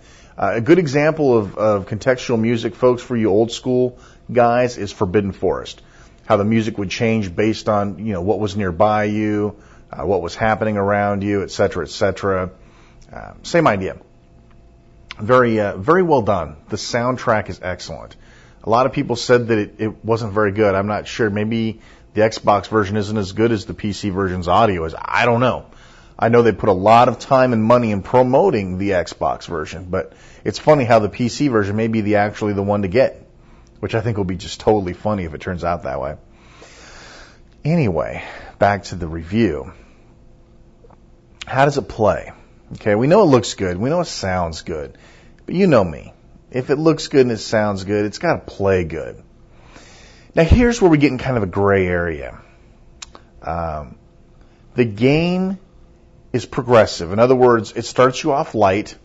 Here's how you run. Here's how you jump. Here's how you climb. Here's how you go up a ladder. They run you through the standard tutorial, and I think that's very well done. They take you slow, and it's all good. And, by the time you get to where you start needing some of this stuff, you know what you're doing. The one thing that I did notice that was kind of a pain in the butt and they don't warn you about, I mean, they may warn you, but they don't warn you enough, is you cannot climb stuff with your sword drawn. And in one room, I actually got myself locked in and I couldn't find a way out. And since I was running around with my sword out, when I jump up to try to grab a wall, I wasn't grabbing the wall. And that kind of threw me for a loop for a while. Now, you guys, you old diehard 3D game platformer guys may not have any problems like that. I did. And I would have liked it to have reminded me, hey, you can't climb when you got the sword out, bonehead, right? So that was the first small irritation I had. Actually, the first irritation I had was I didn't like the controls, okay? And the controls, if you read any other Dragon's Lair 3D review, the controls and the camera are the two biggest bitches. And I'll be honest with you, the control settings that they had, the defaults, horrible. Bad Dragonstone. Bad Dragonstone. I'm not sure what you were thinking when you guys came up with the control scheme for Dragon's Lair 3D as a default. Someone should be slapped for that. Talk to your usability department before you do that sort of thing again. So I ended up mapping all of my primary controls to the lower row of keys, the Z, the X, the C, the V, and then I used the arrow keys to run around. Now, there's a couple of different ways you can run around, folks, and there's a couple of different ways you can set the camera up. There are two different ways you can play this. You can play this like a Tomb Raider slant Quake game, where you have standard mouse look, or you can play in what they call console camera. Now, I'm assuming that all the console games use only the camera console. The console camera mode. Which 90% of the time is okay. That 10% of the time is going to piss you off. When I'm playing the game on the PC, I'll run around with the arrows. I'll use my buttons on the lower keys on the keyboard. And for those rare times when I actually need to look around, like mouse look style, I'll reach over and put my hand on the mouse and I'll look around. Then I'll put my hand back on the keyboard and I'll resume play. If you can't do something similar to that in the console version, don't waste your time with the console version. Get the PC version. Because honestly, you're going to want to take a human life. You know, you're going to waste your money buying it on a console if you cannot change the controls. Because if Dragonstone made a mistake choosing the PC controls, God only knows what they did with the Xbox controls or the GameCube controls. All right? First thing you want to do before you even start the game is go in and redefine your controls. Okay? Now, how about actually playing the game? All right, we've got the control thing. We talked the camera. Let's talk about the camera before we actually get into the gameplay. The console camera basically tries to be as intelligent as possible, keeping itself keeping you visible, keeping you from hiding behind stuff. And like I said, overall it works very well. Where doesn't it work? The camera doesn't reset itself fast enough. In other words, if you're running away from the camera, then you turn around and run towards the camera and stop moving. It takes the camera like 3 seconds to swing back around you so that it's looking at your point of view again. Not good enough. Okay? Now, you can force the camera to reset, which is what I do, and it's become second nature to me. But frankly, that's where people are going to get upset. That's where if you're using the mouse look process, you don't have that problem. So that's where the big bitches with the camera comes in. Now, honestly, as far as people bitching about how the console camera works, honestly, I think it's very good. I mean, I have seen tons and tons worse. Could it be better? Yes. But is it bad? Matter of opinion. If you're on a console and you can't change that camera manually, yuck. I can't even imagine that. Okay. How about actually playing the game? Let's get away from the mechanics. Because let's face it, the mechanics are not necessarily the end-all, do-all essence of a game. The mechanics of this game did not cost them 4 years of development. What cost them 4 years of development is the very clever way that they implement the environment. All right? For example, this game is one of these kind of games that you could run through it. Run through every room, do the bare minimum objectives, get your crap, go to the next room, run through that, do the bare minimum, and blaze through the game. You could do that with this game. It can happen. In fact, I've got word on the internet that people have gotten through the game in 7.5 hours. 7.5 hours total game time, which actually is still pretty impressive. But when they were talking to me, basically it was like a 20-hour game. Well, the game is sort of linear. I mean, let's be honest. You know, you move from area to area and you solve the puzzle, do the deed, whatever it needs to do to get through, and then you go on to the next one. So there is a linear factor to that. But in every room, almost every room, I think every room, I'm trying to think back if I've seen a room that doesn't do this. Every room there's a carrot somewhere. A little piece of hidden gold, a little extra hidden power-up. There's something in every room that you got to think about to figure out how to get to. And in some cases, it's so freaking clever how you get to that other item. It's something that if you're one of these people that are racing through a game just to see the end and don't stop to smell the roses, you're going to miss out on probably 50 to 60% of this game. Now, I'm like a lot of people. You know, I'll race through areas, but at the same time, I see stuff. You see it out of the corner of your eye. You see it sitting up on a ledge and going, some bitch, how do you get up there and get that? Then you think about it. In about 5 or 10 minutes, you work through it. I mean, it's not like it's impossible, but it's clever. And I think that these little design nuances, this fills out the whole game that I've seen so far. These nuances, I think, are what really caused them to spend as much time as they did. It's the little things. One of the first thing that you have to do is inside of the library. And they got these books flapping around like bats. It's classic. I love it. And there's a couple, you get your first introduction to some of the more fluid environments that you're going to have to work with. Most of the time, you're talking about standard mission type stuff. Find a key to unlock the door to go to the next room, right? Standard stuff. In some cases, though, actually in many cases, it's not that simple. There are multiple parts to getting the key, so to speak. You've got to do this, which lets you do that, which then lets you do this, which then allows you to get that. So it becomes a multi-tiered thing. You can't kill the eye stalks until you drain the room of the water. When you drain the room of the water, then you can go and get the key. Once you got the key, then you can go and unlock the door, right? So some of the puzzles are overly challenging. Some of them will frustrate you. What you've got to understand, folks, this is a dying game. You die a lot, and it's a lot of trial and error. Some people, trial and error games bug the living crap out of them, all right?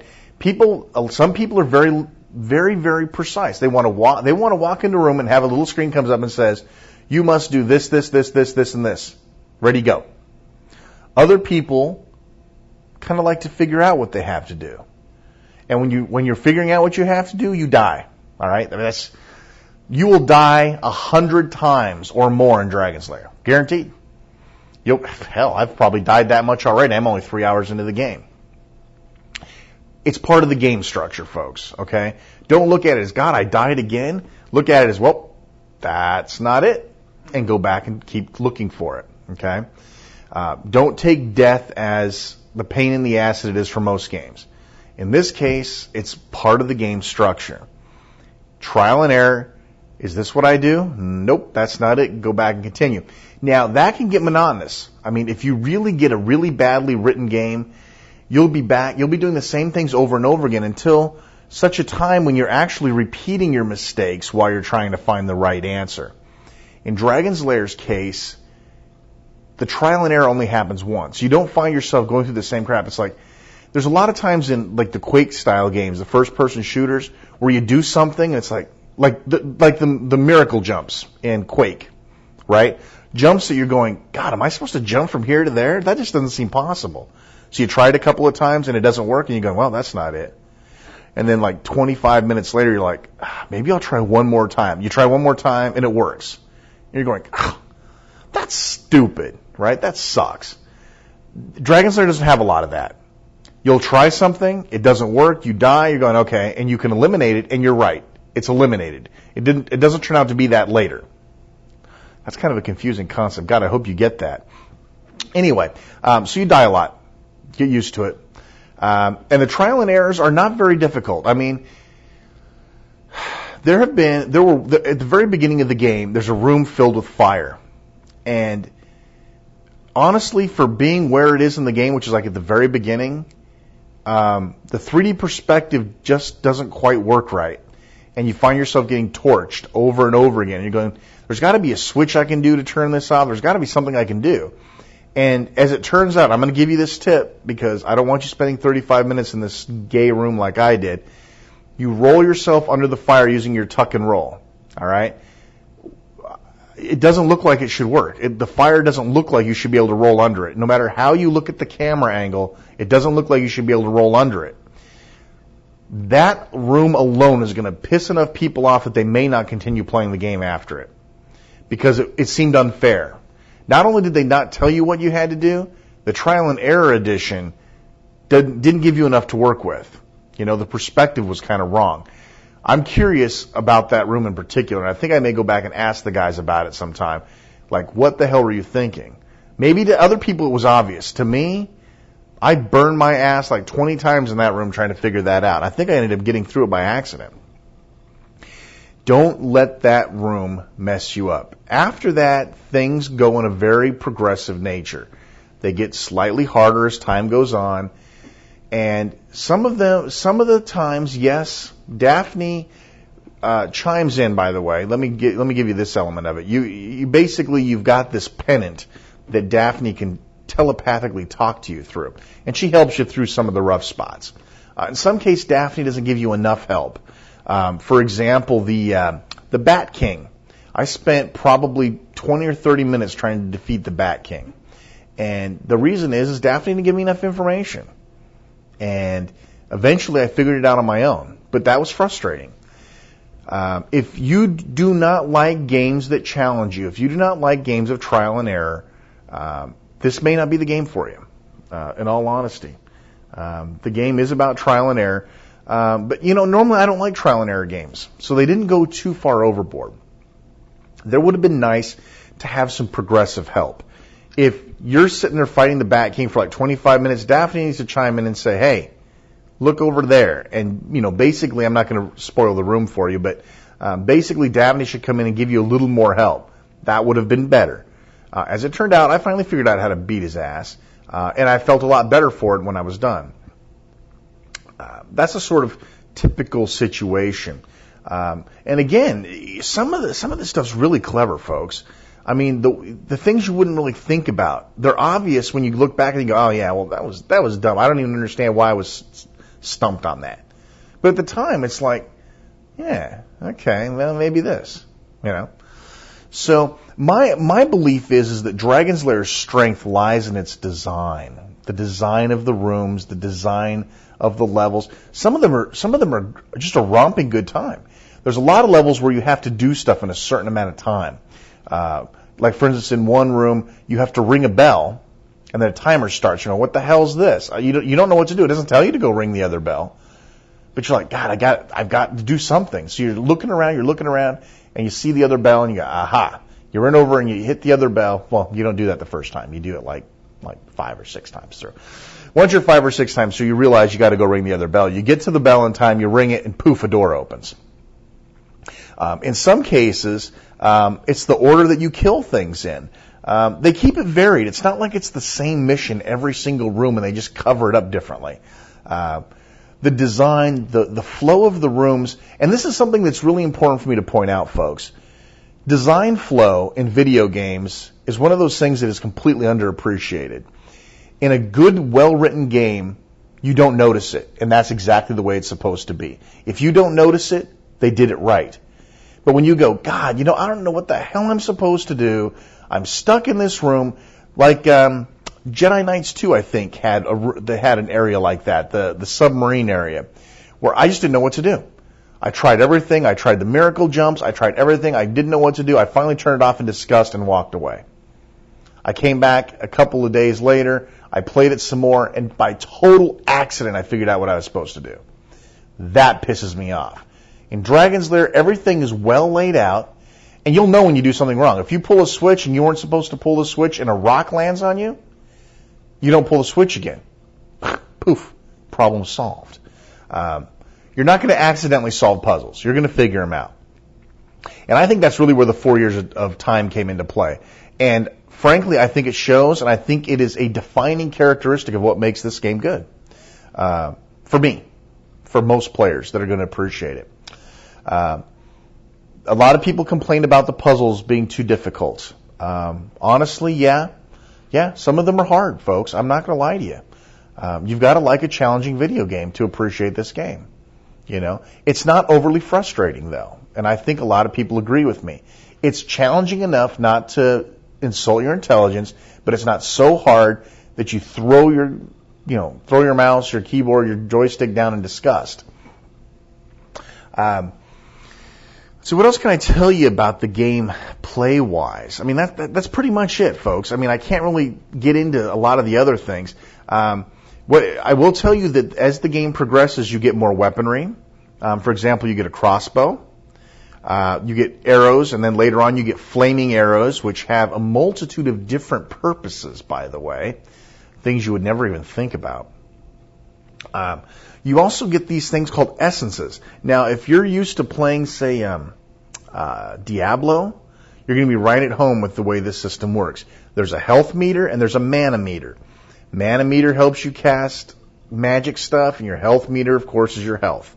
When you pick up little red balls and blue balls, little marble-looking things as you run around, destroying chests, opening chests, etc. When you get those little red balls and the blue balls, it charges your mana to your health. Very familiar, very easy to get into. Now, as you go through, you'll find magical objects. The magical objects will give you magical abilities. The ones that I have, apparently there are 6 total. I have like 3 of them. I have the ability to fly. I have the ability to regenerate my mana. And what is my other ability? Well, that gives you an idea. The reanimation thing, the rejuvenation thing, basically allows you to burn a whole bunch of mana in exchange for health. It's really kind of a cool thing. Again, it's a lot like Diablo in that respect. You get some interesting stuff later on, too. And what really makes this game nice, folks, is it's not like a lot of games where you get power-ups or you get goodies, but you never use them. Have you ever had a game where they offer you the world, they give you the world, you can pick up all this crap, but you end up going through the whole game using, your basic weapon the whole time? I mean, you get a power-up, but you rarely use it. This isn't like that. This gently forces you to use the power-ups. In other words, you can't, once you get the flying power, it won't be long before you're required to use it. And they'll make you use it. But it's not a bad thing. It feels transparent, but they're really guiding you on the quest proper. It's like those boats with the chains underneath them at Disneyland. You know when you're riding in the boats and you can hear the chains and they're jerking you around because you're not getting off the track? Those are the kind of games I don't like. This game is like that, only you don't feel the chain. You don't feel the boat tug. It's natural feeling. And I think, again, that's a great testament to the 4 years of design that went into this game. Again, bravo. There's really little else to tell about the game. Okay, it's got some beautiful animated cutscenes penned by Don Bluth himself, and like I said, the sound effects and the production values are of the utmost quality. The PC version does allow you to run widescreen if you have a widescreen monitor. It does allow you to run pretty much in just about any resolution that your card is capable of. It uses OpenGL, so the better your OpenGL support, the better off you'll be. It will let you use surround sound on your surround sound card if you happen to have that ability. You can use any combination of controls you want, keyboard, mouse, and controller. Overall, the game is well put together. The design of the game is its biggest strength. You will find yourself immersed into the game, and the things that normally piss you off about games that detract you from your love of the games aren't there. What is there that will piss you off is the camera controls. And again, once you get used to it, it's not too bad. If you're playing it on a console and you don't have camera control, God help you, because I can't. And the other thing, the other strength on the PC version is the ability to configure the controls however you damn well feel like it, which I know the console is not going to give you that option. How much better is the console going to look better than the PC version? I doubt it. The people who are waiting for the high definition and the 5:1 surround, Bill, I'm not sure you're going to find a great lot of value in differences, even though, they basically swear by the Xbox version. I mean, they've been pumping and prodding, and basically nothing else exists but the Xbox version. And they mutter under their breath, oh yeah, PC version too. But frankly, I think the PC version is going to be the winner here. And the price is right. $29.95 retail, suggested retail for the PC version, $49.95 retail for the Xbox. Pretty simple math for me. I've got a nice big monitor. I got a nice sound system on my PC. I'm good to go. All right. Basically, that's about it. If you would like to discuss Dragon's Lair 3D, please do so on the Retro Gaming Radio forums. We're already starting a bunch of threads on it already. And if you have specific questions, I'd be happy to answer them for you. Frankly, I give the game an overall good score. Is it a fantastically great game? No. It's too much like every other third-person 3D platformer in terms of the basic mechanics. But when you get beyond the mechanics, which you will if you play it more than 30 minutes, you'll get beyond the mechanics, and all of a sudden it'll click to you, hey, this is all right. Okay, I'm into the flow here. I got my game on. And you'll get into the flow of it, and you'll say, this was really a well-designed game. Now, the camera controls, well, okay, maybe we could have done better there. The default control settings, we could have done better there. But overall, it's an addictive game, folks. I've been playing it pretty much constantly since I got it, on and off. I mean, as much time as I can devote to it, which isn't a lot. But give it a whirl. You know, I don't think you'll be disappointed. I don't think you'll be disappointed. And if I get a chance to look over a console version, I will certainly give a follow-up review at another time. Anyway, that's Dragon's Lair 3D for the PC. It's released under Ubisoft. And on the GameCube version, by the way, because there's a lot of speculation, the GameCube version has gone gold. I just got a note about it. It has gone gold and it's in production. You should have it by the end of the year. I don't have any information on the PlayStation 2 or the Mac version at this time. The Xbox version is available now, and the PC version is available now. And look for GameCube later this month, and the other version slightly after that. Dragonstone Software is the original developer, and I urge everyone to give it a try. I think that if you're a fan of this basic genre, if you like Dragon's Lair, if you just like if you just like 3D platformers, and really who doesn't, give it a whirl. Dragon's Lair 3D. I think that's actually going to finish it up for this edition of Retro Gaming Radio, December 2002. Be sure to tune in for our Christmas show. You must be signed up as a studio pass holder to get the special edition shows. The only way you're going to get the shows after we pull them is on the Year 4 CD, which will be coming sometime late January, early February. We'd like to take a moment, of course, as always, to thank our listeners. We do appreciate you guys, and we appreciate SpeedHost.com, who, of course, is our provider of bandwidth. We're not getting any money from them by plugging SpeedHost.com. What we get instead is hosting. And those of you who have ever priced hosting for a show of this magnitude or for content of this magnitude knows that we're getting a steal, giving him a plug in exchange for all this stuff. So SpeedHost.com is our gracious host, and thanks to all of you, our listeners, for sticking by us. Through the special edition shows really show us how you guys feel about us, how many people were willing to sign up to get the shows, how many people downloaded the shows. We really appreciate it. And we're going to be around for quite a while, folks, so we appreciate your patronage, and we hope that you continue to listen and enjoy Retro Gaming Radio. And last but not least, please head over to the Retro Gaming Radio forums. We've got some amazingly interesting conversations going on, and we always like to hear from a fresh face. Until next time, folks, this is Shane R. Monroe with Retro Gaming Radio saying, keep it retro.